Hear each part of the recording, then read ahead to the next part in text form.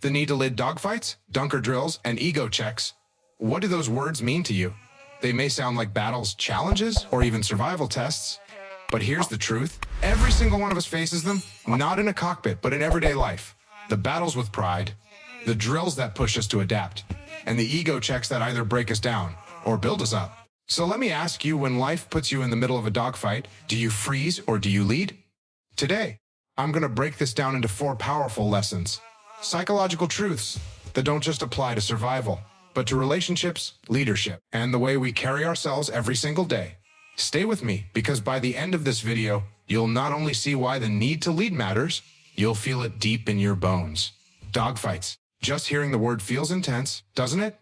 It sparks an image of 2 forces clashing in midair, locked in a struggle for dominance, survival, and victory. But let's bring that picture down to the ground, into our daily lives. Because the truth is, dogfights aren't just for the skies. They happen right here, between people, in relationships, and most powerfully, inside of ourselves. And here's the real question: when those battles rise up, do you fight to destroy or do you lead to transform? Every day, whether we realize it or not, we're thrown into some kind of battle. Sometimes it's an argument with a loved one, a disagreement at work, or the tension of feeling misunderstood. Other times, the dogfight is invisible. It's that relentless whisper in your head that tells you you're not good enough, that you failed before, that you're not worthy of something greater. And if we're honest, those inner battles are often the most exhausting, because you can't walk away from yourself. Psychologists tell us that in moments of conflict, the human brain is wired to default to fight, flight, or freeze. It's survival instinct. Think about it, Zay, when you're in the middle of a heated argument, your chest tightens, your heart races, and your words sharpen. Not because you're evil or cruel, but because your body thinks you're under attack, even when it's just words, even when it's just emotion. The problem is, survival instinct doesn't always build relationships. It doesn't always solve problems. It doesn't always create growth. That's where leadership comes in. True leadership, especially in these dogfights of life, is about choosing something beyond instinct. It's about creating space in the heat of the moment and asking yourself, what's the bigger picture here? What am I really trying to achieve? Because here's the truth. You can win the argument and still lose the relationship. You can silence your opponent and still feel empty inside. Winning the dogfight isn't always about victory. It's about clarity. So let me ask you something right now. When was the last time you found yourself in a fight that wasn't about what you thought it was about? Maybe it looked like an argument about chores, about bills, about schedules, about whose turn it was to do something. But underneath, wasn't it really about feeling unseen, about craving appreciation, about needing love and respect, but not knowing how to say it out loud? This is the hidden truth about most dogfights. The battle isn't with the other person. It's with the need that's going unspoken. And that's why leadership matters so much, because a leader doesn't just react to the surface. A leader listens deeper, thinks bigger, and acts wiser. When you choose to lead in your personal battles, you stop asking, how can I win? And start asking, how can I understand? How can I create peace instead of just proving my point? That shift alone can change everything. But let's talk about the other kind of dogfight, the internal one, the one nobody sees. You know the one I mean. It's when you're smiling on the outside but fighting doubt, fear, or shame on the inside. It's when you compare yourself to others and feel like you're coming up short. It's when you want to speak up but your inner voice tells you to stay small, to stay quiet, to not rock the boat. These battles can be brutal, can't they? Because there's no external enemy to blame. The enemy is in your own mind. Here's the thing. Our brains are masters at lying to us when we're afraid. They replay old failures, exaggerate risks, and convince us that we're powerless. But that's not truth. It's fear. And leadership in these moments is about catching yourself in the spiral and saying, wait a minute, is this fear speaking or is this fact? Is this a dogfight worth fighting? Or is it just a story I've let control me? I'll tell you something powerful. Your inner dogfights often reveal your deepest values. If you constantly feel torn up inside about not being enough, it might be because deep down you value growth, love, and contribution, and you're afraid of falling short. If you feel defensive in arguments, maybe it's because you value respect and recognition, and when it feels missing, it hurts. Those battles you're fighting aren't random. They're tied to your deepest needs. And once you recognize that, you stop fighting blindly and start leading intentionally. Let me put it this way, a dogfight without leadership is chaos. But a dogfight with leadership becomes clarity. You start asking yourself, what is this really about? What am I trying to protect? What am I afraid of losing? And then most importantly, how can I rise above this moment to protect not just myself, but the relationship, the vision, the bigger picture? Think about the last time you regretted how you handled a conflict. Chances are, it wasn't because you stood up for yourself. It was because you lost sight of the bigger picture. Maybe you said words you didn't mean. Maybe you held back words that could have healed. Maybe you walked away instead of leaning in. And afterwards, you felt that weight in your chest, that sense that you hadn't really led, you just reacted. Now imagine how different that moment could have been if you had paused, taken a breath, and asked, what would leadership look like right now?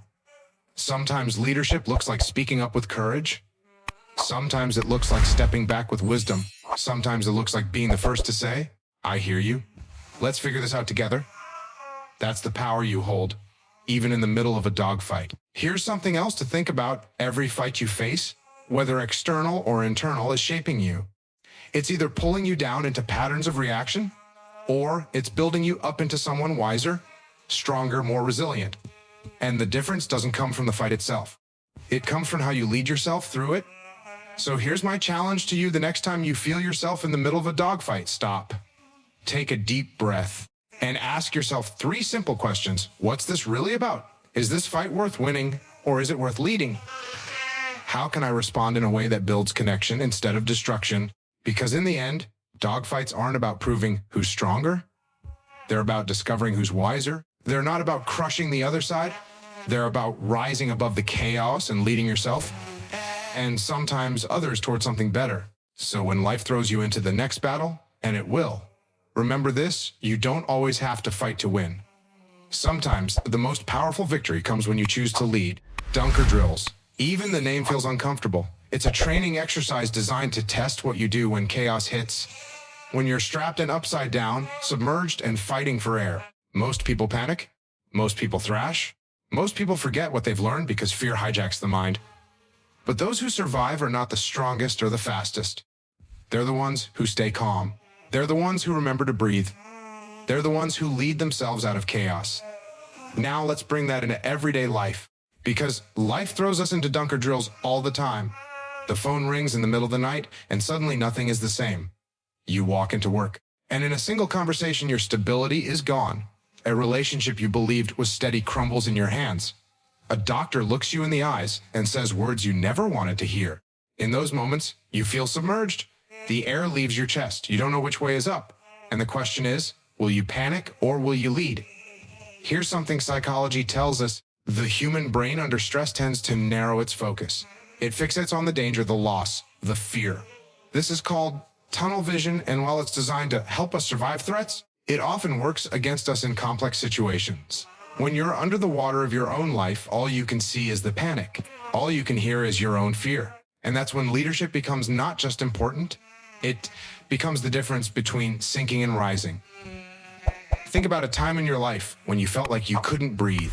Maybe it was the loss of someone you loved. Maybe it was betrayal. Maybe it was waking up one morning and realizing the plan you had for your life no longer made sense. That's a dunker drill. And you survived it?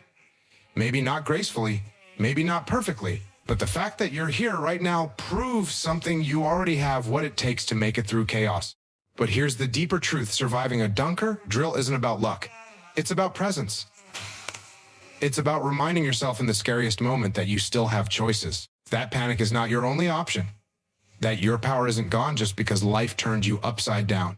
And that's what leadership in these moments looks like. It looks like grounding yourself enough to say, I can still take the next step. I can still find my way. I want you to reflect on this. How many times in your past did you believe you were finished, only to later realize that moment shaped you, strengthened you, or redirected you? At the time, it felt like drowning. But looking back, wasn't it also a rebirth? You see, that's the hidden gift of dunker drills. They strip away the illusion of control and force you to discover resilience you didn't know you had. Here's another insight from psychology. When people recount traumatic or high-stress experiences, many of them later describe something called post-traumatic growth. It's the idea that suffering doesn't just damage us, it can expand us. People who've been through life's dunker drills often emerge with a deeper sense of purpose, a stronger appreciation for life, or a greater empathy for others. It's not that the pain was good. It wasn't.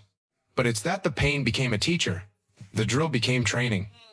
The drowning moment became the reason they learned how to breathe deeper. Now think about how this applies to relationships. Have you ever noticed that the closest bonds are often formed not in easy times, but in crisis? When families face hardship together, when couples survive storms, when friends stand by each other in grief, those moments either break the connection or forge it into something unshakable. Dunker drills test not just individuals, but relationships. They ask, will you panic and turn on each other? Or will you pause, breathe, and hold each other steady? And what about the Dunker drills we face alone? The nights nobody sees, when you're crying quietly in your room, wondering how you'll make it through tomorrow. Those moments are brutal. They're silent battles that nobody applauds you for surviving. But here's the power in them. Every time you find your way out of the dark, you prove to yourself that you're stronger than you think. That lesson stays with you. The next time life flips you upside down, you remember, you've done this before, you can do it again. But let's be real, staying calm in chaos isn't easy. Fear screams louder than reason. That's why it's so important to train yourself before the Dunker drill comes. And no, I don't mean strapping into a simulator. I mean practicing the art of grounding yourself in everyday stress. The next time you feel overwhelmed by small frustrations, practice pausing. When someone upsets you, before you react, practice breathing. When your schedule collapses, practice saying, this is uncomfortable, but I still have choices. Because those small moments are your training. And when the big Dunker drill comes, you'll already know how to find your breath. I want to ask you something. What's your default response when chaos hits? Do you freeze? Do you fight? Or do you flee? None of those make you weak. They make you human. But what if you could add another response to your toolbox? What if, instead of only freezing or fighting, you could choose to lead yourself? What if your new instinct became pause, breathe, lead? Imagine how differently your life could look. And let's talk about something else, faith in yourself. In Dunker drills, the people who make it aren't the ones who think, I can't. They're the ones who trust that even if they don't know the exact way out, they'll figure it out step by step. The same is true for you. You don't have to know the whole plan. You don't have to see the entire path. You just have to trust yourself enough to take the next breath, the next step, the next choice. That's leadership, one decision at a time. So here's what I want you to take with you. When life flips you upside down, remember that panic drowns you, but presence saves you. Remember that you've already survived every Dunker drill you've faced so far. That's proof you can survive the next one. And remember that the measure of your strength isn't whether you avoid chaos, but how you lead yourself through it.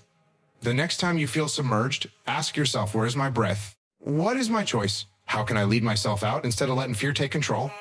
And as you rise back to the surface, stronger, calmer, wiser, you'll realize something powerful. Dunker drills aren't just survival tests. They're reminders of who you are and of the incredible resilience that's been inside you all along. Ego, it's one of those words that carries weight. For some people, it's tied to confidence. For others, it's pride. For many, it's that invisible shield we hold up to protect ourselves. But here's the truth. Ego is one of the greatest barriers to growth, love, and leadership. Not because ego itself is evil, but because unchecked ego whispers lies. It tells us we have to be right at all costs. It convinces us that admitting fault is weakness. It makes us defend, control, and shut down when what we really need to do is open up. Think about the last time you argued with someone you care about. Maybe the conversation spiraled. Maybe it got louder, sharper, more heated. And in the middle of it, a little voice inside probably whispered, don't back down. Don't let them win. That's ego. It makes the argument about victory instead of about connection. And here's the irony. You can win the point and lose the person. You can win the fight and still end up alone, misunderstood, or disconnected. That's the cost of unchecked ego. Psychologists have studied this deeply, and they've discovered something fascinating. The human brain gets a chemical reward when we feel right. Dopamine, the feel-good neurotransmitter, fires when we win, when we're validated, when we prove our point. Our brains literally crave being right more than they crave being happy. That's why so many of us hold on to our positions long past the point of peace. But leadership, real leadership, asks for something higher than ego's cravings. It asks us to step back and ask, do I want to be right or do I want to be whole? Do I want to win the moment or do I want to win the relationship? Let's be real. Checking the ego is not easy. It takes courage. Because when you put your pride aside, it feels like vulnerability. It feels like you're lowering your shield. But here's the secret. Vulnerability is not weakness. Vulnerability is power. It's the willingness to be real, to be human, to admit, I don't have all the answers. I might be wrong. I care more about connection than control. And people trust that. People follow that. People are drawn to that. Because it takes more strength to be humble than to be defensive. Now, let's talk about relationships for a moment. How many times have we let pride build walls between us and the people we love most? A simple, I'm sorry, could have healed, but ego kept our lips sealed. A single moment of listening could have transformed the whole situation, but ego made us interrupt, defend, and dismiss. Over time, those small ego-driven choices chip away at intimacy, trust, and closeness. We tell ourselves, I'll apologize later, I'll soften tomorrow. But tomorrow often doesn't come. And what's left is silence where there used to be connection. So here's the challenge. What if we flip the script? What if instead of letting ego lead, we chose humility? Imagine walking into an argument and instead of preparing your defense, asking, help me understand what you're feeling. Imagine looking at someone you've hurt and saying, I was wrong. I didn't handle that well. Imagine what could change if your goal was not to defend your ego, but to strengthen the bond. That's not weakness. That's leadership. And let's bring this inward for a moment, because ego doesn't just show up in conflicts with others. It shows up in the way we talk to ourselves. Ego whispers, you have to do it all alone. Asking for help means you're failing. Resting means you're lazy. Admitting you don't know means you're unworthy. And so we grind ourselves down, pretending we're fine, carrying weight that's breaking our backs, because ego won't let us put it down. But here's the truth. Leadership of self requires honesty with self. It means saying, I need help. It means admitting, I'm struggling right now. It means accepting, I'm human, not perfect. That's not weakness, it's wisdom. There's another angle here too. Ego thrives on comparison. It loves to measure us against others. Look at her life. Look at his success. Look at what they have that you don't. And the more we compare, the more we feel lacking. Ego makes us chase status, approval, applause, things that never satisfy because they're built on insecurity. But when we check ego, when we ground ourselves, we realize something freeing. Our worth isn't in being better than someone else. Our worth is in being true to ourselves, in living aligned with our values, in choosing growth over competition. That's real power. I want you to pause for a moment and reflect. Where in your life is ego running the show? Is it in your relationships, where pride keeps you from apologizing? Is it in your work, where you feel like you can't admit you don't know something?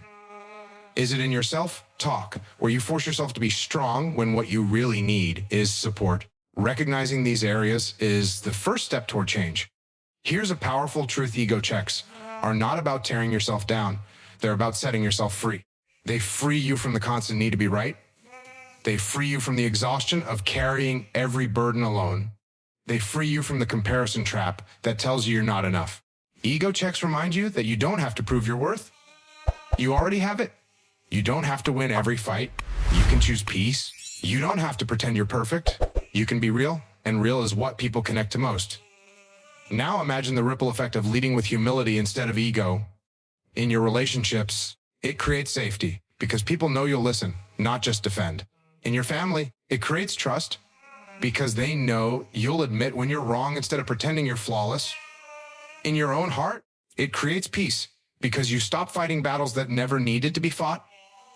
That's the power of an ego check. So let me leave you with a challenge. The next time your ego rises up, and it will, pause and ask yourself 3 questions. Am I defending my pride, or am I protecting my peace? Do I want to win this moment, or do I want to strengthen this connection?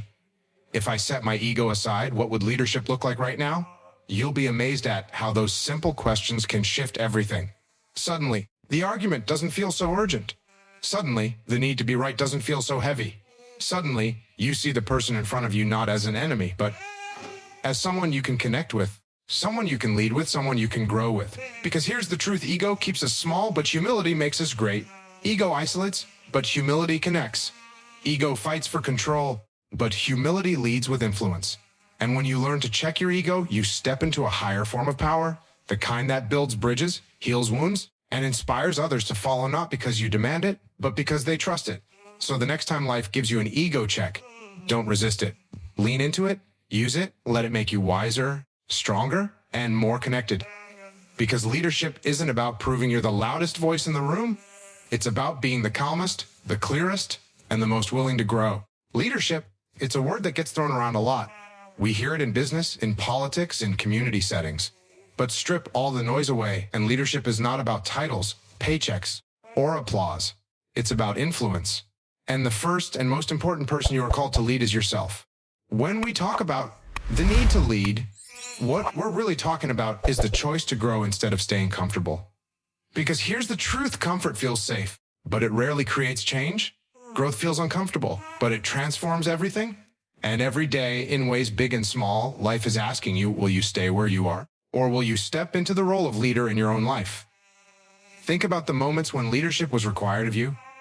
Not in a boardroom, but in your personal life. When a family crisis struck and everyone was looking around for someone to steady the room.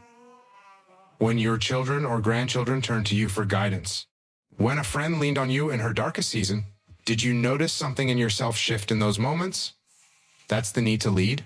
It rises up not because it's easy, but because you know deep down, if not you, then who? Now let's get real. Choosing growth over comfort doesn't come naturally. Most of us crave routine, predictability, safety. Our brains are wired for it. Psychologists say the human brain prioritizes minimizing pain and maximizing comfort. But leadership demands the opposite. It demands that you willingly step into discomfort, because you know that's where growth lives. It means having the hard conversation instead of avoiding it. It means trying something new even when you're afraid of failure. It means making choices that stretch you instead of shrink you. So let me ask you, where in your life have you been choosing comfort when you know deep down growth is calling you? Maybe it's in a relationship where you've stayed silent instead of speaking your truth. Maybe it's in your health, where you've chosen easy habits instead of disciplined ones. Maybe it's in your personal dreams, where you've told yourself it's too late or too risky instead of daring to try. These are the crossroads where the need to lead becomes real. Nobody else can make the choice for you. You either stay comfortable or you grow. Here's something powerful to remember: growth doesn't always roar. Sometimes it whispers. Sometimes it shows up in small, everyday decisions. Waking up a little earlier to care for yourself. Choosing to listen instead of defend in a heated moment. Saying yes to an opportunity even though fear tells you to say no. Those small acts of leadership compound over time, shaping who you become. Because growth is not a single event. It's a series of choices that build upon each other. And yes, leadership will stretch you. It will test your patience, your humility, your resilience. But think about the alternative. A life lived in comfort may feel easier, but over time it becomes stagnant. Nothing changes, nothing deepens, nothing expands. Comfort zones feel safe, but they slowly become cages. Leadership is the key that unlocks the door and says, there's more for you. Step outside. Now let's talk about influence, because when you lead yourself, you automatically begin to lead others. People notice. They notice the way you handle challenges. They notice the way you speak with kindness instead of cruelty, the way you pause instead of panic, the way you choose honesty instead of ego. Leadership is contagious. When you grow, others around you feel permission to grow too. When you rise, they rise. That's the beauty of it. Your choice to lead yourself ripples outward and impacts people you may never even realize. But let's be honest, leadership comes with resistance. The moment you step into growth, you'll hear voices. Who do you think you are? Why? Can't you just be satisfied? You're going to fail. Sometimes those voices come from others. Sometimes they come from your own mind. And that's when you remind yourself leadership isn't about being fearless. It's about being brave in the face of fear. Growth isn't about having it all figured out. It's about being willing to take the next step, even if the ground feels shaky. There's a concept in psychology called the growth mindset. It's the belief that your abilities, intelligence, and circumstances are not fixed. They can be developed with effort, persistence, and learning. People with a fixed mindset cling to comfort because they believe change isn't possible. People with a growth mindset embrace discomfort because they see every challenge as a chance to expand. The need to lead is, at its core, the need to choose a growth mindset every single day. So how do you practice this? You start by asking yourself powerful questions. Instead of, why is this happening to me? You ask, what is this teaching me? Instead of, what if I fail? You ask, what could I learn if I try? Instead of, what's the easiest path? You ask, what's the path that will grow me the most? These shifts sound simple, but they rewire your brain to see opportunities instead of obstacles. That's leadership. Choosing to see possibility where others see problems. Think for a moment about the legacy you want to leave. Not just in terms of achievements, but in terms of influence. How do you want to be remembered by the people closest to you? As someone who stayed safe, comfortable, predictable, or as someone who grew, who led with courage, who showed others what was possible by living in herself. That legacy doesn't come from grand speeches or public titles. It comes from the quiet, daily choice to lead instead of settle. And remember this, leadership doesn't mean perfection. It doesn't mean you'll never stumble, never doubt, never fall. In fact, some of the greatest leaders are the ones who failed the most, because every fall was a lesson and every rise was an example to others. People don't follow perfection. They follow authenticity. They follow someone who is real enough to admit, I struggled, but I kept going. I was afraid, but I chose growth anyway. That's the kind of leadership that changes lives. So where does this leave you? It leaves you with a question that only you can answer. Are you willing to lead? Are you willing to choose growth over comfort, even when it scares you, even when it stretches you, even when it costs you? Because comfort may keep you safe, but it will never fulfill you. Growth will challenge you, but it will awaken you. The need to lead is not out there, it's in here. It's in the way you wake up each morning and decide how you'll show up. It's in the way you handle your relationships, your work, your self-talk. It's in the way you choose to keep moving forward even when life feels heavy. And every time you choose growth over comfort, you're not just leading yourself, you're showing others the way. So, let me ask you again, will you lead? Will you be the one who says, yes, it's uncomfortable. Yes, it's hard, but I was made for growth, not for stagnation. Because that's what true leadership is. It's not about control. It's not about applause. It's about choosing to rise again and again so that others can see what's possible when you refuse to stay small. And if you can do that, even in small, daily ways, you'll discover that leadership isn't something you wait for. It's something you live. It's not something granted to you. It's something chosen by you. And the moment you choose it, you change not just your own life, but the lives of everyone who's watching. Now I want to hear from you. What's your dogfight right now? How have you survived your dunker drills?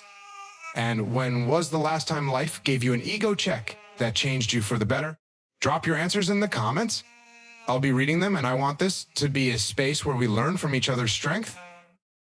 If this video spoke to you, hit that like button, share it with someone who needs a reminder to lead, and don't forget to subscribe for more transformational conversations like this one.